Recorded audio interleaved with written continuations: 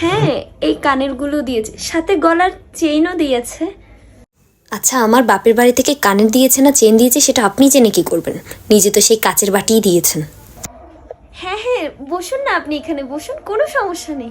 ও মাই god, এদের এই 14 গোষ্ঠী আর কতদিন থাকবে এই বিয়ে নিয়ে? বিছানায় যে একটু শুভ তারই কোনো চান্স নেই। এ আমার দিকে এভাবে কেন তাকাচ্ছে? নতুন বউ বলে কি আমি মানুষ নই? ঢেকুর তোলার লাইসেন্স নেই আমার?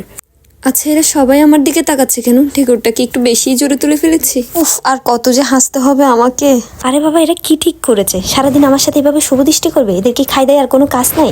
মুখের সামনে গ্যাট হয়ে বসে আছেই তো আছে, উঠছেই না, বিরক্তিকর। হ্যাঁ, কি হয়েছে? কালকে ভোর 4টার সময় উঠতে হবে?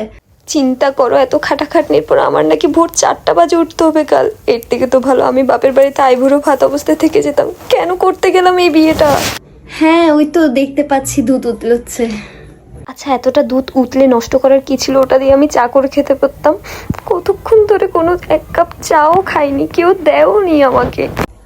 ও, তোমরা তোমাদের মা বাবাকে ছাড়া ঘুমাতে পারবে? আমার সাথে ঘুমাবে?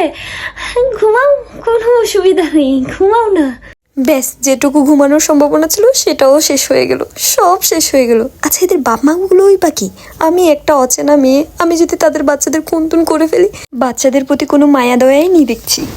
আচ্ছা, এই মধ্যরাত অব্দিরা আমার ঘরে নাচানাচি করছে কেন? এদের বাপের বিয়ে নেমেছে নাকি?